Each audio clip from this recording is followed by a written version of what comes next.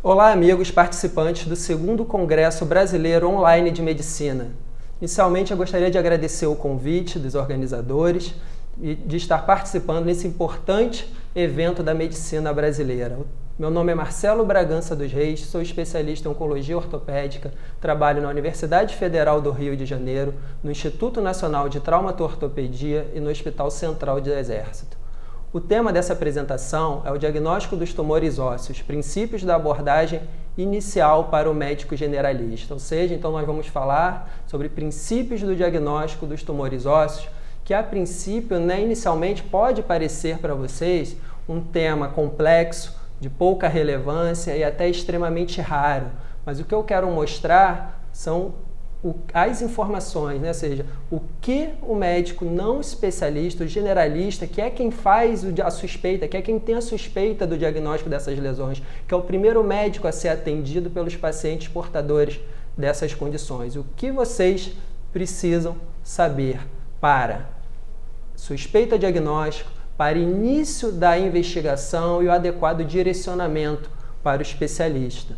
Esse tema pode parecer inicialmente complexo, pode parecer que vocês não vão se deparar durante sua atividade profissional com um paciente portador dessas condições, mas não tenho dúvida de que, com certeza, a gente não tem dúvida e com certeza vocês vão se deparar e tem muito a oferecer para o paciente. Então, quanto à relevância do assunto, a frequência, que vocês podem ter a impressão de que sejam condições raras, não resta dúvida que os tumores ósseos malignos primários são condições raras. Mas a gente sabe que com o envelhecimento populacional, com o aumento da expectativa de vida, cada vez mais pacientes desenvolvem neoplasias malignas, câncer, um tumor primário que muitas vezes pode se disseminar para o osso. Outro quesito que eu quero mostrar para vocês da relevância é a suspeita diagnóstica. Nós, especialistas, não somos os primeiros médicos procurados por esses pacientes. Essa suspeita diagnóstica vem de você, médico generalista, ou pediatra, ortopedista geral, clínico geral. São esses os profissionais que inicialmente se deparam com esse paciente, a quem esses pacientes inicialmente buscam atendimento. E é fundamental que isso esteja no arsenal diagnóstico de vocês, ou seja, a suspeita diante do paciente com dor osteoarticular que pode estar se tratando de um tumor ósseo. Nós, como especialistas no consultório, a gente já recebe o paciente encaminhado com a suspeita e nós prosseguimos a investigação diagnóstica e o tratamento cirúrgico necessário. Mas a suspeita surge da onde? Do médico generalista, do pediatra em crianças e do oncologista clínico. Por isso a relevância desse tema. Esse aqui é um tema multidisciplinar, que envolve uma série de especialidades médicas, como a gente vai ver. Então, outro ponto que eu ressalto da importância, da relevância desse tema, é evitar a negligência do diagnóstico, o atraso do diagnóstico, que é muito frequente na nossa prática clínica. Não é incomum a gente ver paciente portador de tumor ósseo chegar no consultório após rodar inúmeros especialistas que não fizeram o diagnóstico pela simples falta de um raio-x simples, apenas por não ter solicitado a radiografia simples. Então, o que eu quero esclarecer é fornecer conhecimentos gerais para vocês que os permitam levantar a suspeita, direcionar o paciente para o especialista da forma adequada, poder ter informações, dar informações, ou para aquela mãe que chega no pediatra, doutor, você viu uma lesão no raio-x, essa lesão é grave, essa lesão não é? Mostrar para vocês os princípios que mostram se uma lesão é agressiva, se não é. E também iniciar a abordagem diagnóstica. Isso nos ajuda bastante como especialista, quando o paciente já nos procura, além do médico já ter suspeitado, já ter iniciado a investigação diagnóstica. Isso é fundamental, inclusive para o prognóstico, para a chance de cura desse paciente. Então, o quê? A suspeita diagnóstica e a realização dos exames adequados, que nós vamos ver daqui a pouco quais os são. Nós, como especialistas, a gente não tem a oportunidade de ter a suspeita do diagnóstico de um tumor ósseo. A gente já recebe pacientes encaminhados. Nesses meus 10 anos de formado e 6 anos como oncologista ortopédico, só tive a oportunidade de levantar a suspeita inicial, de ser o primeiro médico que suspeita de um tumor ósseo em um paciente apenas. Os demais pacientes já chegam para mim, após avaliação, após percorrer inúmeros locais. E o que eu quero minimizar é isso, é a perda de tempo que muitas vezes pode ser decisiva para o prognóstico desse paciente. Então, como eu falei para vocês, né, esse é um assunto multidisciplinar que envolve uma série de especialidades médicas. E aqui começa, né, o diagnóstico dos tumores ósseos, é nessa tríade. Esse triângulo aqui representa a tríade de Jaffe, que foi um médico patologista que disse o seguinte: para o diagnóstico adequado dos tumores ósseos é importante a correlação entre a anatomia patológica, as manifestações clínicas, a avaliação clínica do paciente e a avaliação radiográfica. Essa é a tríade de Jaffe que eu quero mostrar para vocês a interdisciplinaridade desse assunto. É um assunto que vai interessar a quem quer fazer radiologia, ao radiologista, ao patologista clínico, ao médico patologista, ao clínico, ao pediatra, ao oncologista clínico e ao ortopedista geral, que é, na maioria das vezes, quem tem a suspeita desse tumor, de uma lesão tumoral. Os objetivos aqui da apresentação vão ser ressaltar a avaliação clínica dos pacientes portadores de tumores ósseos, avaliação por imagem, mostrar quando a biópsia é indicada e mostrar como é feito o estadiamento, ou seja, são os princípios do atendimento dos pacientes portadores de tumor ósseo que pode salvar, né, muitas vidas e melhorar muito a função dos membros se a gente não atrasar o diagnóstico. Então, isso que é importante. Esse quadro aqui simplifica, né, toda a nossa abordagem no paciente com suspeita de tumor ósseo. Assim como qualquer patologia, como qualquer doença, quer seja ortopédica ou não, a avaliação inicial é clínica, né? Começamos através da anamnese e exame físico. Em seguida, eu vou mostrar para vocês detalhes de cada um desses quesitos, né?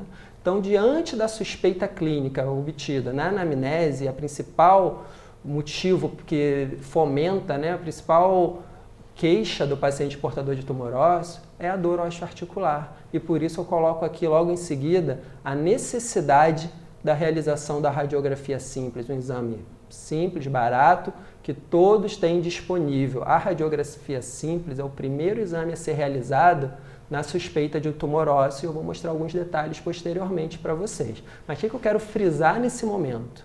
Que a radiografia simples, ou melhor, né, a não realização dessa radiografia é o principal motivo no atraso do diagnóstico dos tumores ósseos. É o médico que atende o paciente inicialmente com queixa de dor, não realizar a radiografia simples. Na nossa prática é muito frequente, é comum a gente receber pacientes com diagnóstico de tumor ósseo que passou por alguns especialistas que atribuíram aquela dor a uma tendinite, por exemplo.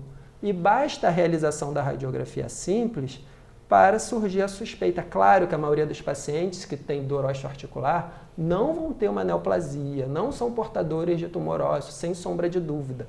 Mas um que você deixa passar por não ter realizado a radiografia, para ele, né, a gente diz que isso é 100%, ou seja, ele que foi negligenciado e ele que pode ter seu prognóstico comprometido. Então, a radiografia simples é o primeiro exame a ser solicitado diante da suspeita de tumor ósseo. E de onde vem essa suspeita? Da queixa de dor osteoarticular. E eu vou mostrar para vocês depois o que a gente deve avaliar na radiografia simples, o que diferencia essa lesão, por exemplo, que vocês estão vendo, com sinais de agressividade, dessa lesão que, por exemplo, é um achado radiológico, que não tem sinal de agressividade, que a gente sabe que é uma lesão latente. Então, vejam, a gente vai entender melhor daqui a pouco. Levantada a suspeita, a partir da radiografia simples, que exames você pode solicitar que vai adiantar o lado do paciente, ou seja, que até ele chegar na consulta com o especialista, o médico generalista que o atendeu inicialmente já pode solicitar quais vão ser os exames necessários que o especialista vai solicitar, e se você solicitar, vai ter adiantado muito, a gente vai ter ganho muito tempo. São a ressonância magnética, a tomografia do local e do tórax, se a gente encontra uma lesão agressiva, a cintilografia óssea com tecnésio 99. E veja que eu coloco aqui a biópsia como a última etapa do diagnóstico. Vamos falar sobre isso. Então vejam, temos aqui duas radiografias simples. Eu falei que a radiografia é o primeiro exame que a gente solicita diante da suspeita de um tumor ósseo.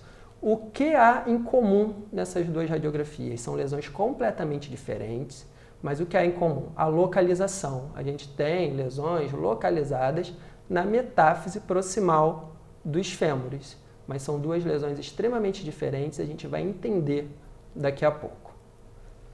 Diante daquelas imagens, como eu já mencionei, vão ser realizadas ressonância magnética, tomografia computadorizada do local acometido e, se a lesão tiver sinais de agressividade, do tórax, e cintilografia óssea. Lembrem que aqui o marcador, o radiotraçador é o Tecnésio 99.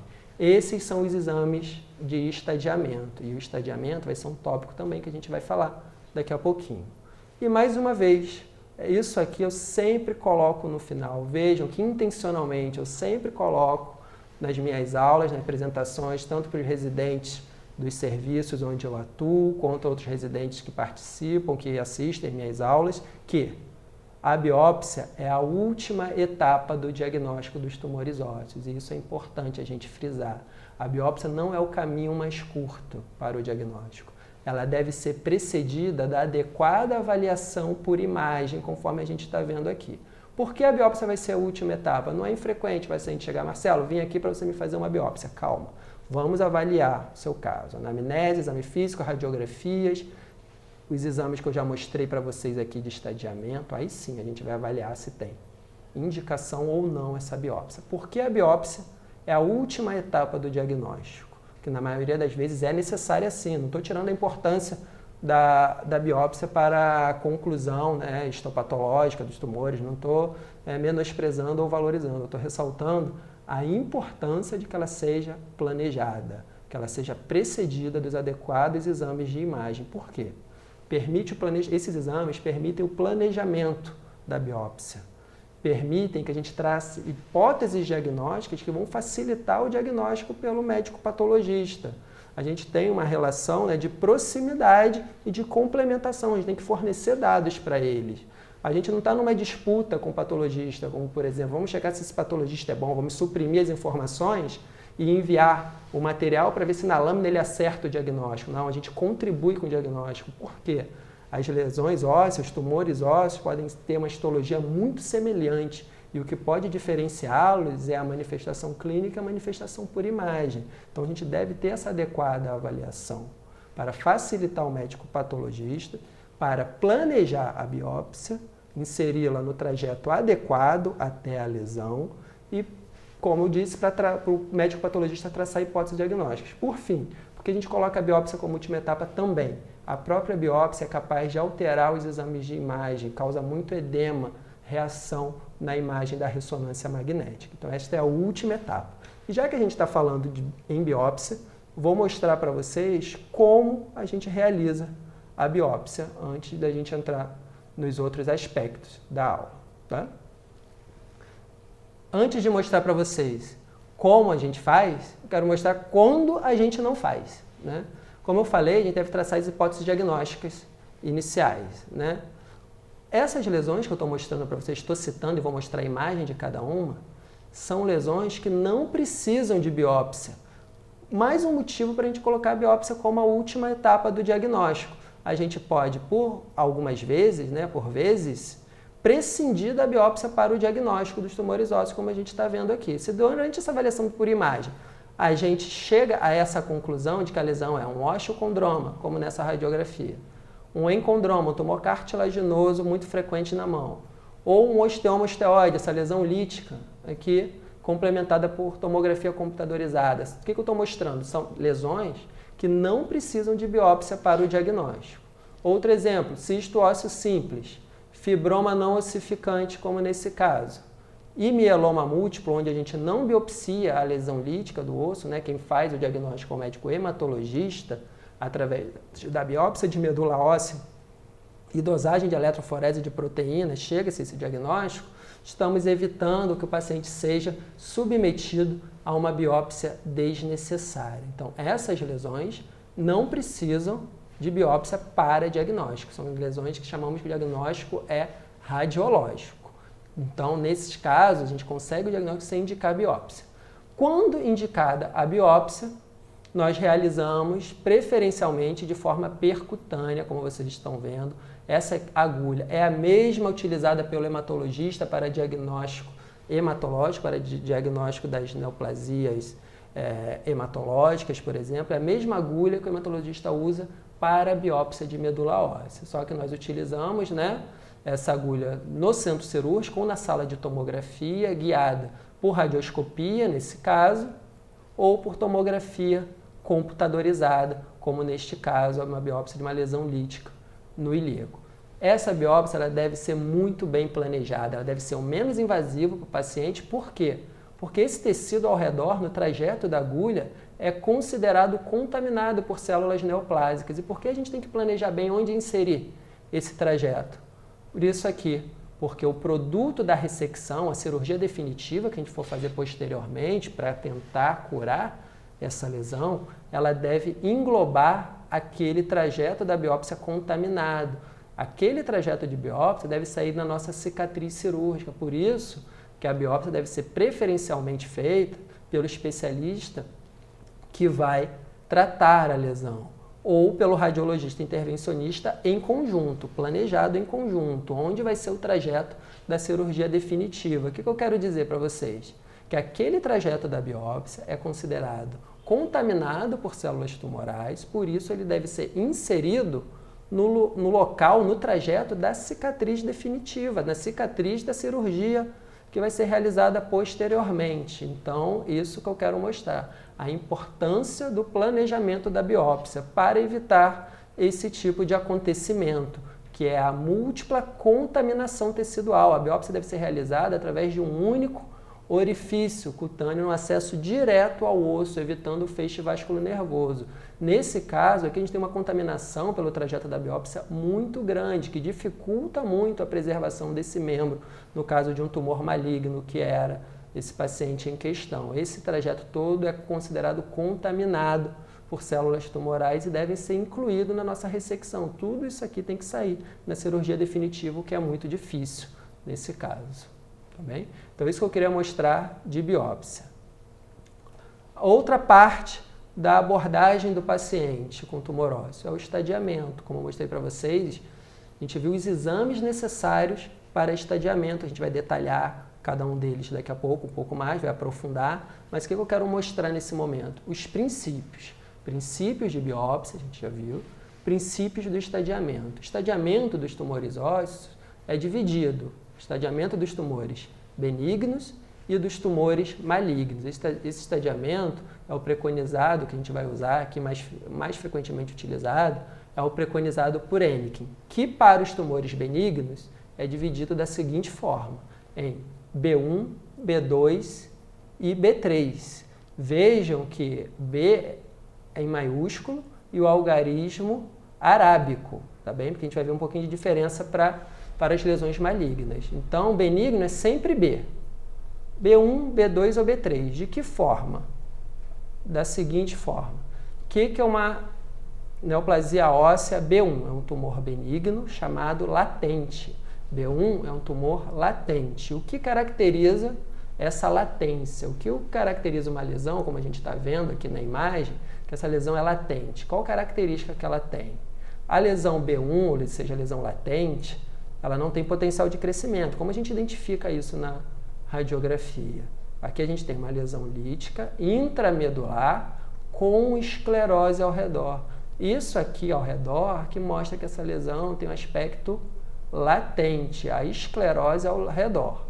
Que é uma lesão B2. A lesão B2 ela é intramedular, vejam, porém ela é ativa. Então B2 é uma lesão ativa. O que caracteriza a atividade dessa lesão? É o afilamento da cortical óssea. Então, B1 é uma lesão latente intramedular, conforme a gente está vendo agora, B1 latente, intramedular com esclerose ao redor. B2 é uma lesão intramedular ativa, por quê? Porque a cortical está afilada, isso que a caracteriza como ativa. E o B3 é a lesão agressiva, além da cortical estar afilada, a ruptura da cortical e possivelmente extensão do tumor para as partes moles. Então, o estadiamento dos tumores benignos divide-se em B1 latente, B2 ativa e B3 é uma lesão agressiva. Os tumores malignos são estadiados a partir de 3 parâmetros. Agora a gente está falando do estadiamento dos tumores ósseos malignos. Quais são os parâmetros considerados para o estadiamento dos tumores ósseos? O grau histopatológico, essa é uma informação que quem nos dá é o patologista através daquele produto de biópsia que a gente enviou para a sua avaliação. O que ele vê? Pleomorfismo nuclear, figura de mitose, proliferação celular, atipia nuclear. Então, ele vai nos dar o grau histopatológico. Outro parâmetro utilizado, tamanho. Na verdade, isso não é tanto tamanho da lesão, não é a dimensão da lesão, não é uma medida que a gente usa extensão da lesão. Se essa lesão tem extensão extraóssea, a gente divide em intra e extracompartimental. E o que define o compartimento nesse estadiamento? É a cortical óssea. Se a lesão tem extensão para a parte moles, tem ruptura da cortical, ela é considerada extracompartimental. E o terceiro parâmetro para estadiamento é a presença ou não de metástase. Lembrando que o sítio mais frequente de metástase dos tumores ósseos malignos primários é o pulmão. Então vejamos como fica esse estadiamento, né? O que pode gerar um pouquinho de confusão, isso eu falo muito para os residentes, né, que fazem prova de título e eventualmente se é cobrado, é o seguinte: o que pode gerar confusão é o que é 1 e o que é A e B, 1 e 2 e o que é A e B. Então, lembrar que 1 é o grau histopatológico, ou seja, o algarismo, né, que nesse caso aqui é romano, é o grau histopatológico. 1, tumor de baixo grau. A e B, intra e extracompartimental. 2, tumor de alto grau. A e B, intra e extracompartimental. Lembram? O primeiro parâmetro que eu coloquei é o grau histopatológico, não fica fácil.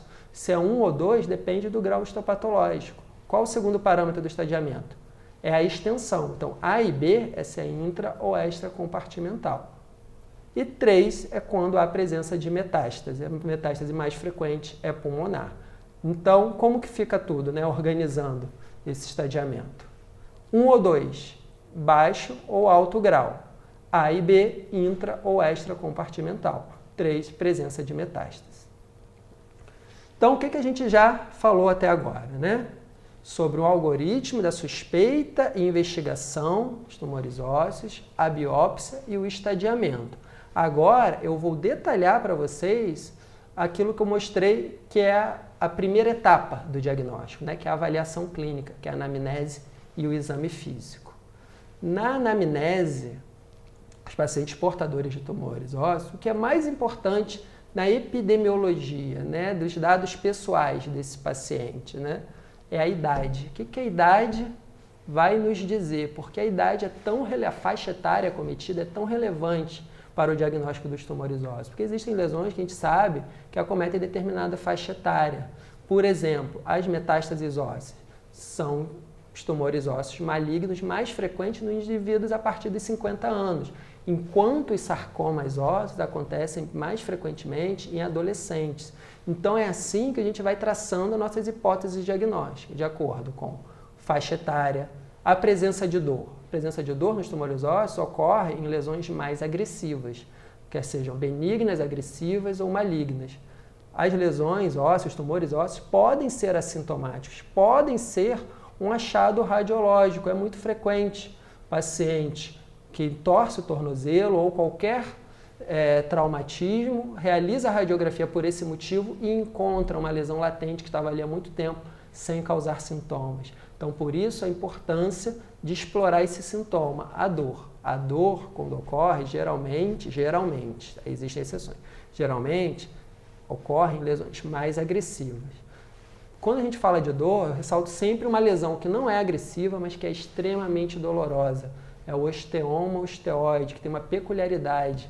Dói muito à noite, acorda o paciente à noite e, principalmente, melhora muito, tem uma resposta dramática ao uso de salicilato. Então, é impossível a gente falar de dor em tumores ósseos sem ressaltar a importância da dor para o diagnóstico do osteoma osteoide, por exemplo, que tem uma peculiaridade muito grande. A dor é noturna, acorda o paciente, é pior à noite e melhora muito com o uso de anti-inflamatório em geral, especialmente a aspirina. Melhora em cerca de 20 a 30 minutos pós-uso da medicação até menos, uma resposta dramática muito efetiva. A dor dos tumores ósseos tende a ser insidiosa, a evolução dos sintomas é insidiosa, um pouquinho diferente da infecção osteoarticular, como artrite séptica, osteomielite aguda, que tem um início mais súbito. Então, o importante é a caracterização do tempo de evolução desses sintomas. A localização eu associo muito com a faixa etária, pelo seguinte, eu associo muito em importância, pelo seguinte, a idade e a localização permite a gente traçar muitas hipóteses diagnósticas. Algumas lesões são exclusivas de determinadas topografias. Então, eu quero mostrar aqui para vocês a importância de explorar os sintomas. Daqui a pouco a gente vai ver algumas lesões. Então, a gente pode dar exemplo, existem lesões que estão de localização frequentemente epifisária, como, por exemplo, o condroblastoma, o encondroma e o condrosarcoma de células claras. Outras lesões acometem mais outro segmento ósseo. Por isso, a gente utiliza todos esses recursos para traçar hipóteses diagnósticas.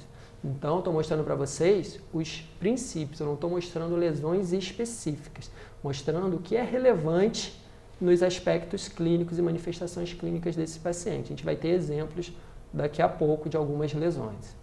A história de trauma é uma questão muito frequentemente perguntada pelos próprios pacientes. Não é incomum no consultório, por isso eu acho importante para vocês poderem esclarecer seus pacientes enquanto encaminham para o especialista, perguntar: isso tem a ver com trauma, pancada que eu levei, foi aquela pancada na infância, ou recentemente eu sofri uma pancada e depois disso que minha perna começou a doer.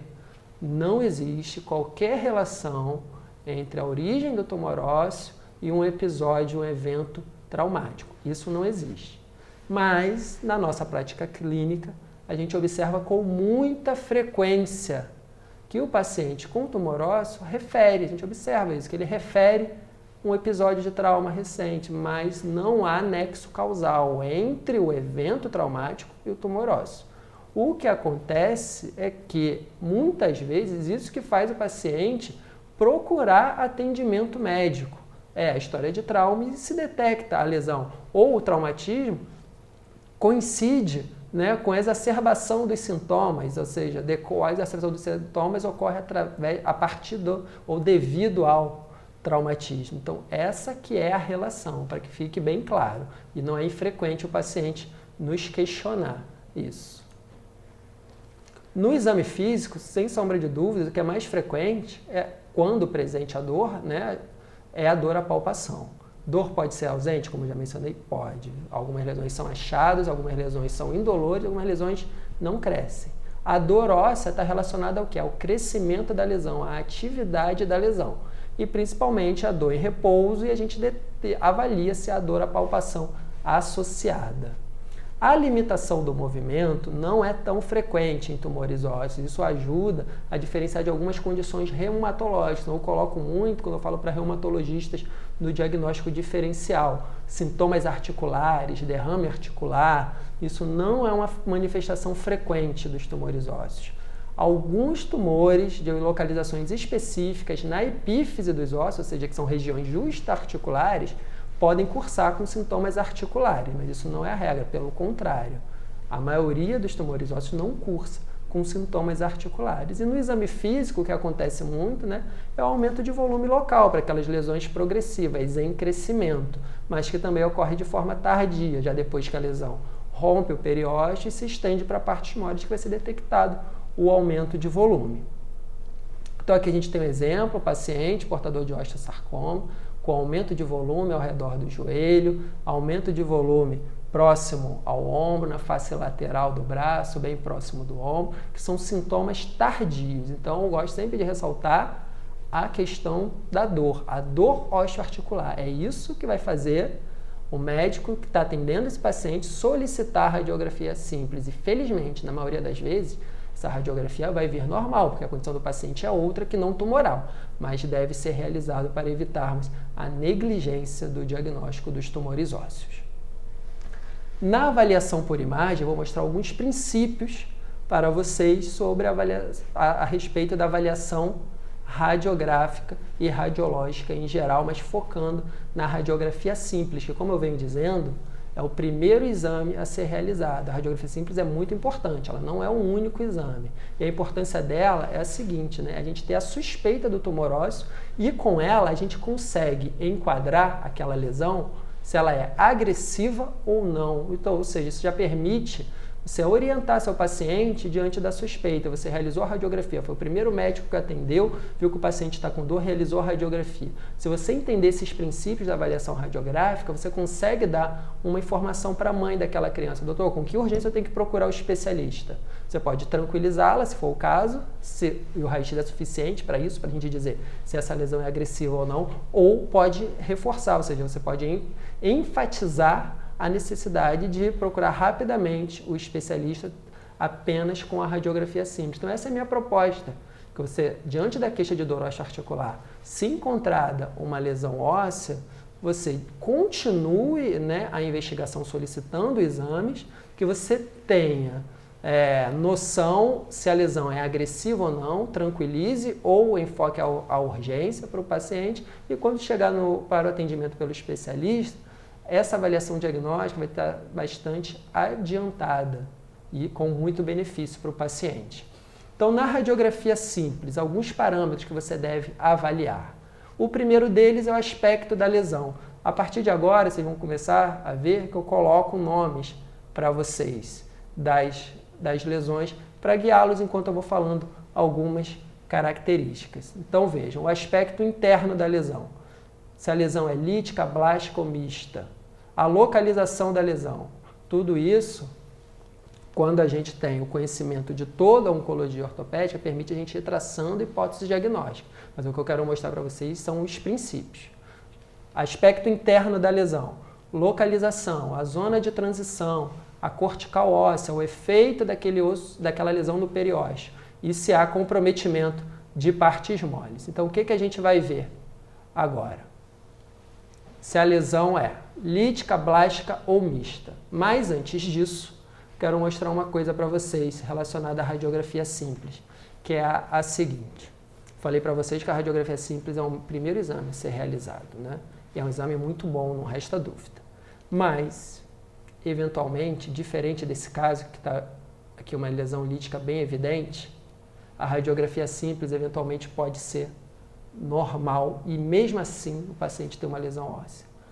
Você vai perguntar, Marcelo, então vamos abrir mão da radiografia simples? Não, é um exame excelente. Quando que você deve ter cuidado com uma radiografia simples normal? Aqui não tem nenhuma pegadinha, a gente considera que essa radiografia simples é normal mesmo, tá? Isso aqui não é uma lesão lítica, tá? Isso aqui, ó, vejam que acompanha para a parte mole, isso aqui é um artefato radiológico. Quando você vai se preocupar com uma radiografia normal e prosseguir a investigação? Em dois momentos. Existem dois motivos para você prosseguir a investigação mesmo com o paciente com radiografia simples normal. Quais são esses motivos? Primeiro, paciente com história de carcinoma. Exemplo, paciente com câncer de pulmão, dor no quadril. Você fez o primeiro exame que eu disse para você que deve ser feito. Fez a radiografia simples, fez o famoso raio-x. Se raio-x é normal, o paciente tem dor, a investigação não vai parar por aí. Você vai prosseguir essa investigação com métodos mais sensíveis, com cintilografia óssea e ressonância magnética. Por quê? Porque para essa lesão óssea ter repercussão radiográfica, ela ser visível na radiografia simples, ela tem que destruir 30% a 50% do osso na profundidade que aquela incidência está vendo. Ou seja, tem que ter uma destruição óssea relativamente importante. Em situações iniciais a gente não consegue esse diagnóstico pela radiografia simples. Então, no paciente que tem história conhecida de carcinoma e dor osteoarticular, ou seja, a presunção para que ele tenha uma metástase é alta, é elevada. E a radiografia normal não é suficiente para isso, para a gente descartar. E por isso que eu coloquei esse exemplo aqui. O que é esse exemplo? Exatamente, do paciente com tumor primário, nesse caso não era câncer de pulmão, era câncer de mama, e a radiografia procurou o ortopedista geral com a radiografia simples normal. Esse paciente foi liberado, semanas depois chegou para mim dessa forma, com uma fratura patológica. Ou seja, tinha uma lesão fragilizando o osso, que nesse momento ainda não era visível, a lesão ainda não era visível. Mas como a presunção diagnóstica era tão alta, a gente não podia interromper a investigação aqui. Então lembrem-se disso, oncologistas, clínicos gerais, médicos generalistas, lembrem disso que num paciente com câncer, queixa de dor osteoarticular, a radiografia simples tem seu papel. Se ela vier positiva, alterada, se ela vier normal, prossiga a investigação com ressonância magnética ou cintilografia óssea. Isso aqui eu queria mostrar antes de mostrar para vocês efetivamente as lesões radiográficas. Queria mostrar paciente com radiografia normal e que tinha uma lesão. Mas isso não é a regra, tá? Para aquele paciente que tem carcinoma ou aquele paciente que tem uma queixa persistente de dor, que você radiografa, está normal, prossegue a investigação, faz a ressonância. Por que ele ainda sente dor apesar da radiografia normal? Tá? Na maioria dos casos, não é assim que vai se manifestar o tumor ósseo, ou seja, com uma radiografia normal. Na maioria dos casos, é assim que a gente vai se deparar. Nesse caso, com uma lesão lítica, isso aqui que é uma lesão lítica, né? Uma lesão hipertransparente, com sinais de agressividade, ruptura da cortical, a gente vai falar dos sinais de agressividade. Uma lesão mista é aquela que tem áreas de lise, como por exemplo aqui, e esclerose, e uma lesão blástica. Todos esses casos que eu estou mostrando para vocês são metástase de carcinoma. Alguns carcinomas se manifestam com lesões radiograficamente diferentes. Lesão lítica acontece no câncer de pulmão, lesão mista, por exemplo, no câncer de mama, lesão blástica como esse caso aqui, esse aqui é metástase de câncer de próstata.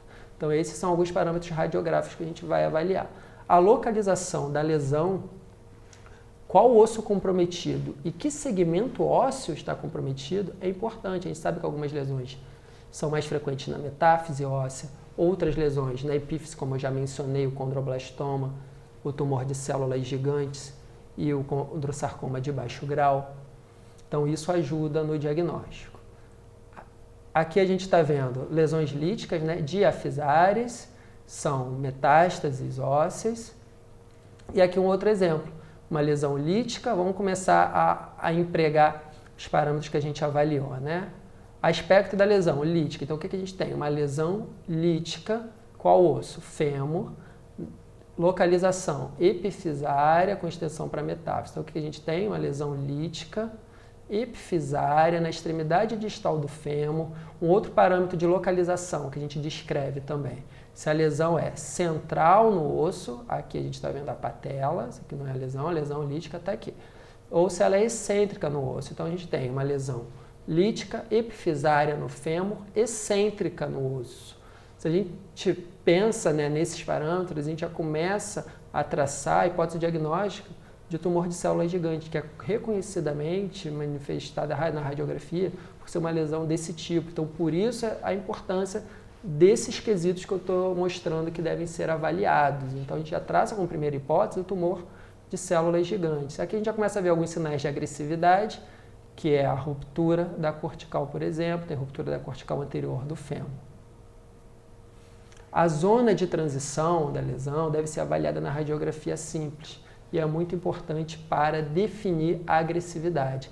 Lembra que eu falei para vocês que o papel da radiografia simples é definir a agressividade da lesão? Com a radiografia simples você tem que dizer se a lesão é agressiva ou não é. Então agora eu vou começar a mostrar para vocês sinais de agressividade e de benignidade através disso. Zona de transição. Zona de transição entre o quê? Entre a lesão e o osso-são. Vejam aqui. Aqui é uma daquelas lesões lá do início que eu falei para vocês, que era no quadril e que era semelhante à outra, que também era diferente da outra, que também era no quadril. Então vejamos aqui, ó, lesão no quadril. Metáfise proximal do fêmur. Vamos avaliar esse parâmetro que eu estou mostrando para vocês. Zona de transição. O que é isso? Onde começa e termina a lesão, onde ela se diferencia, onde ela se separa do osso-são.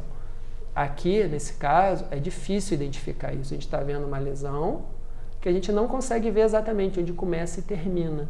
Então é isso que eu chamo de zona de transição ampla entre a lesão e o osso-são.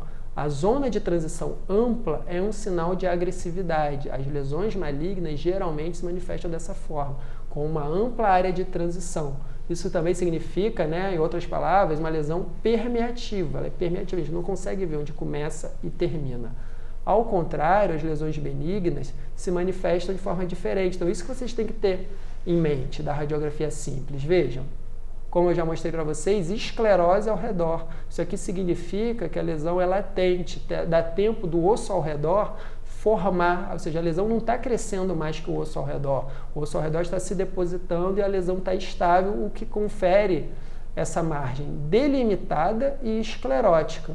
Então, a zona de transição, ou contornos da lesão, ou limites da lesão, devem ser observados e vão dizer se a lesão é agressiva ou não. Então, eu mostrei para vocês uma lesão com ampla área de transição que a gente não consegue ver onde começa e termina a lesão, e uma lesão bem delimitada, com inclusive contorno geográfico com esclerose ao redor. Essa é aquela lesão latente que eu mostrei para vocês lá no estadiamento, um fibroma não ossificante.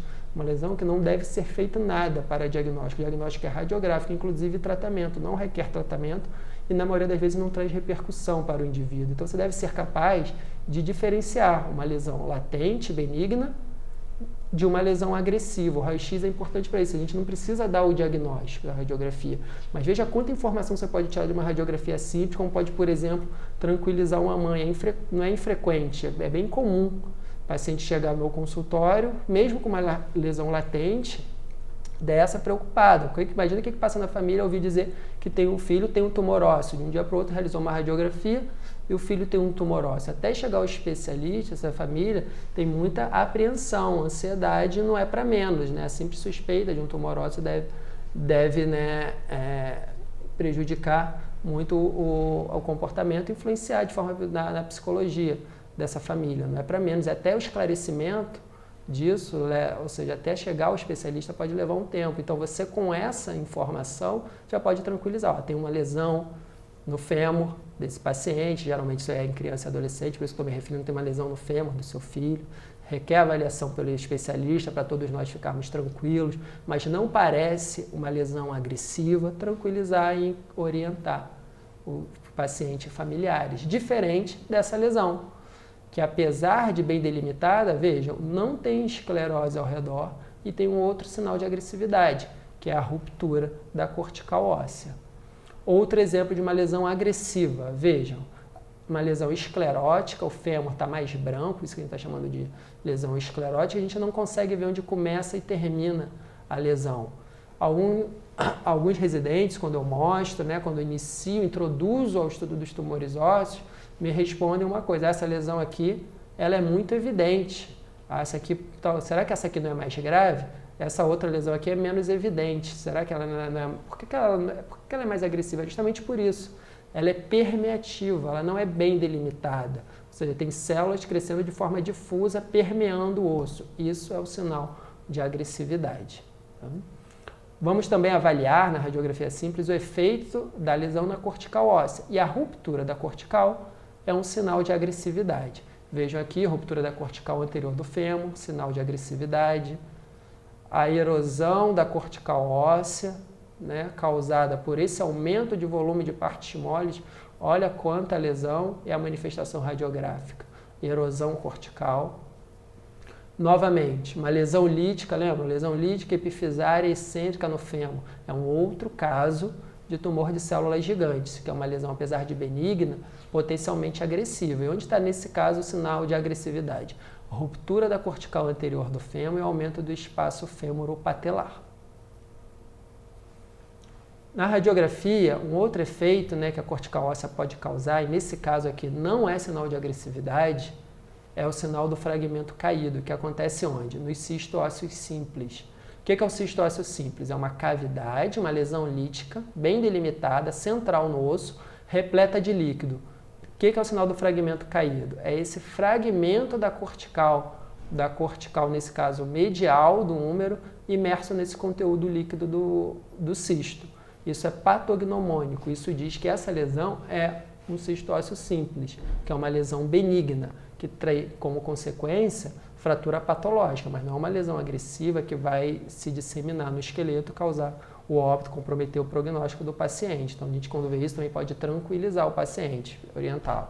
Existe uma lesão pseudotumoral que parece não ter agressividade, mas que deve procurar o especialista. Então, isso que eu acho importante da avaliação radiográfica, mesmo para quem não é o especialista. A gente não está entrando em detalhes específicos necessários para o tratamento. A gente está falando da abordagem geral, como você pode conduzir o caso até ele chegar no especialista. E ainda em relação à cortical, à superfície óssea, as lesões agressivas podem causar reação periosteal na maioria das vezes, que pode ser reação periosteal lamelar, espiculada ou em triângulo de Codman.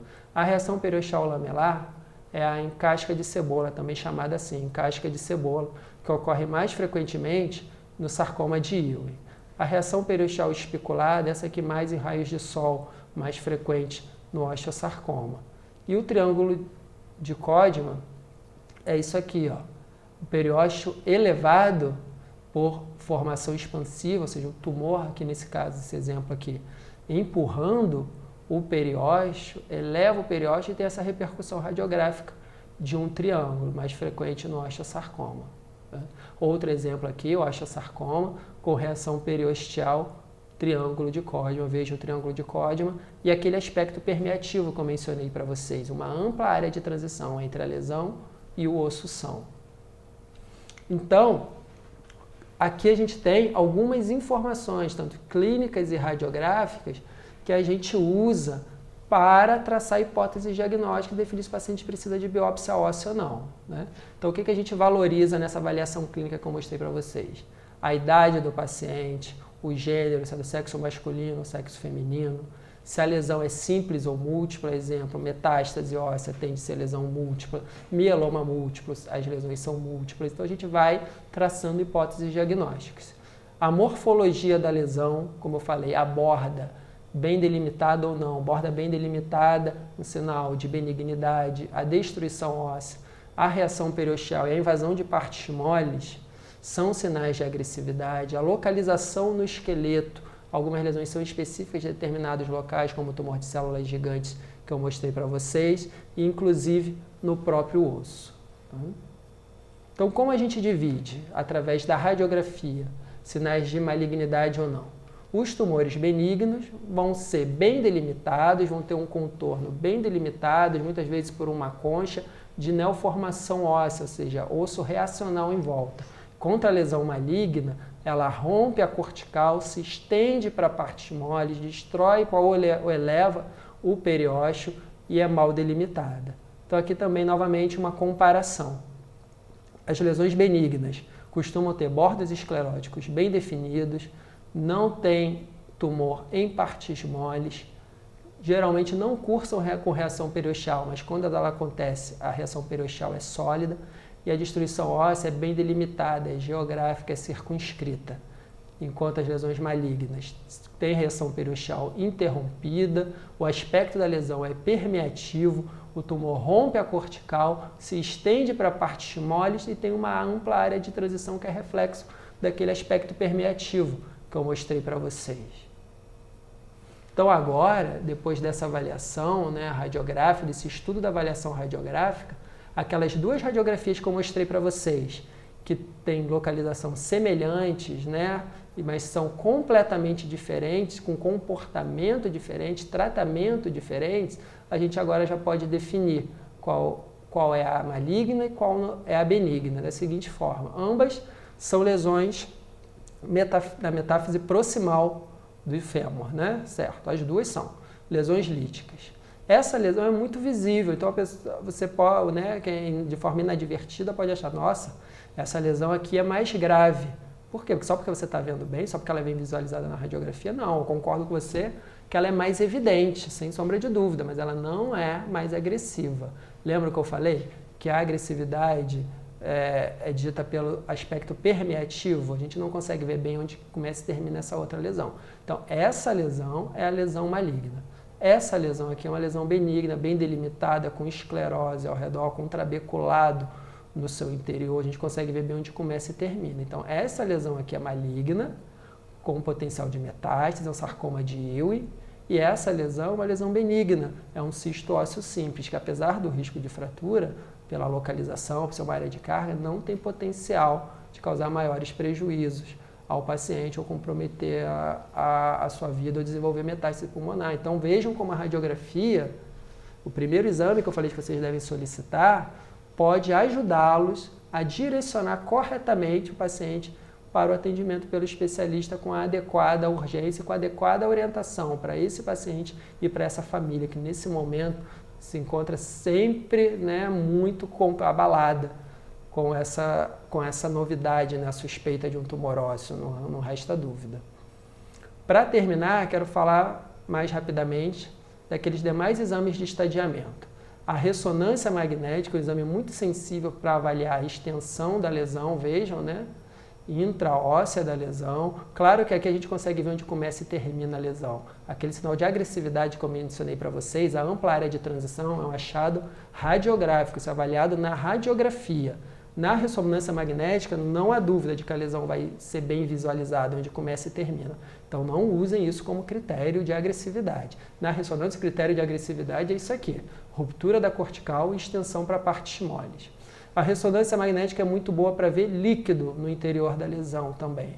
Então, esse hipersinal aqui em T2 e sem captação de contraste caracteriza que nesse interior dessa lesão há líquido. E aí a gente tem o diagnóstico de cisto ósseo simples sem necessidade de biópsia. Veja a importância da avaliação por imagem. Outra lesão que é muito bem visualizada na ressonância magnética, existe uma peculiaridade da ressonância magnética, é o cisto ósseo aneurismático. Vejam, diferença de sinal no interior da lesão, níveis líquido, sangue, várias lojas com diferença de sinal entre o líquido e o sangue. Isso aqui é característico do cisto ósseo aneurismático. Isso aqui é hemácia sedimentada no interior da lesão. Isso aqui é o conteúdo plasmático do sangue, né? Então a gente tem plasma e hemácia, o que dá essa diferença de sinal, muito característico do cisto ósseo aneurismático. Ressonância magnética, muito útil para avaliação da extensão de partes moles da lesão. Fundamental para o nosso planejamento cirúrgico e planejamento da biópsia. Falando em planejamento cirúrgico, vejam, para que eu uso a ressonância magnética? Para que é importante? Nos tumores ósseos, principalmente os malignos, para definir aquele paciente que vai se beneficiar de uma cirurgia preservadora do membro. Os tumores ósseos malignos primários, algumas vezes, requerem amputação do membro, e a ressonância magnética que nos diz isso, como nesse caso do osteosarcoma, que o tratamento cirúrgico é retirar essa lesão com margem ampla. E o que a gente usa a ressonância nesse corte? Para ver o feixe vasculonervoso. Então, a gente consegue ver que essa lesão, apesar de circunferencial no fêmur, não compromete o feixe vasculonervoso. Então, é possível a gente indicar uma cirurgia preservadora de membro para esse paciente. Então, a gente utiliza em sarcomas ósseos, principalmente o osteosarcoma, esse corte axial da ressonância magnética. Vejam que essa lesão é muito mais volumosa, é circunferencial, há comprometimento intra e extraósseo e comprometimento do feixe vasculonervoso que está no interior da lesão. Infelizmente, esse paciente não pode se beneficiar de uma cirurgia preservadora para tentar curá-lo. A cirurgia, nesse caso, tem que ser amputação. Então, isso a ressonância também nos é muito útil. Planejamento cirúrgico. Novamente, feixe vasculonervoso livre do tumor. Isso é excelente. Temos potencial de cura desse paciente, preservando o seu membro, sem precisar amputá-lo. A ressonância magnética avalia isso aqui também, ó. Metástase óssea, metástase para o próprio osso ou para o osso adjacente. Então, em oncologia ortopédica, é fundamental que a ressonância magnética mostre todo o osso comprometido pela lesão. Por quê? Se esse exame interrompido aqui, se o radiologista só mostra a imagem daqui até aqui, a gente vai deixar passar essa outra lesão, que é chamada de metástase em salto. Vejam no corte axial, a gente não veria, se esse exame fosse interrompido aqui, que esse paciente tem uma metástase no próprio osso. Então é importante na avaliação por ressonância magnética que o radiologista nos mostre todo o osso comprometido pelo tumor. E a resposta à quimioterapia a gente também mede com a ressonância magnética. Olha aquele tumor volumoso, como diminuiu com a quimioterapia. A cintilografia óssea, que eu falei para vocês que faz parte do estadiamento dos tumores ósseos, é para quê? É para mostrar se aquela área da lesão tem atividade, que acontece na maioria das vezes, e para estadiar todo o esqueleto, ou seja, para fazer um rastreamento do esqueleto em busca de outras lesões ósseas. Essa é a importância da cintilografia, lembrando que é realizada com tecnésio 99. vejo o paciente com metástases ósseas, múltiplas metástases ósseas de carcinoma de mama, por exemplo. A tomografia, ela é complementar à ressonância magnética, ela nos dá boa informação sobre a superfície óssea, sobre a cortical óssea. Vejo a cortical óssea aqui delimitada pela tomografia computadorizada, naquele caso de tumor de células gigantes, que eu mostrei para vocês. A tomografia também é muito boa para mostrar calcificações ósseas, como no caso do encoldroma e do condrosarcoma, calcificações no interior da lesão. E para o diagnóstico do osteoma osteoide, onde a gente vê unidos. Do osteoma osteoide é aquela lesão que eu falei para vocês, bem pequenininha, mas que dor é intensa, que tem uma característica de ser noturna e de melhorar muito com anti-inflamatório. E para terminar, o outro papel da tomografia de tórax é o estadiamento do tórax nos pacientes que têm lesões agressivas com potencial de metástase. A gente faz de rotina naqueles pacientes que têm o diagnóstico de uma neoplasia óssea primária maligna. Então, o que eu quero deixar de mensagem para vocês em relação aos princípios da avaliação dos tumores ósseos, né? A importância da anamnese e exame físico, a importância da queixa de dor osteoarticular, que é o que vai indicar a avaliação radiográfica desse paciente, que na maioria das vezes não vai ter lesão óssea, felizmente, né? O diagnóstico vai ser outro, mas se presente a lesão óssea, você deve continuar a investigação. De que forma? Com ressonância magnética do local, tomografia do local. Se no raio-x você viu aqueles sinais de agressividade que eu mencionei para você, você vai aproveitar e fazer a tomografia computadorizada do tórax como forma de estadiamento. Você vai solicitar a cintilografia óssea para rastreamento de todo o esqueleto. Depois disso, se a gente enquadrou que a lesão precisa de biópsia, ou seja, não é nenhuma daquelas lesões que eu mencionei para vocês que o diagnóstico é radiológico, vai ser realizada a biópsia de forma planejada pelo especialista. Isso que eu queria mostrar para vocês, queria muito agradecer a atenção de vocês e o convite da organização do Congresso Brasileiro Online de Medicina. Gostaria de convidá-los para acessar o meu site www.oncortopedia.com.br. Também estou à disposição de vocês para contato por e-mail, esclarecimento de dúvidas. Se quem tiver interesse em vir ao Rio de Janeiro para frequentar serviços onde nós tratamos tumores ósseos, fazer estágio conosco ou conhecer a nossa rotina, gostaria também de convidá-los para curtir a minha fanpage no Facebook e muito obrigado pela atenção.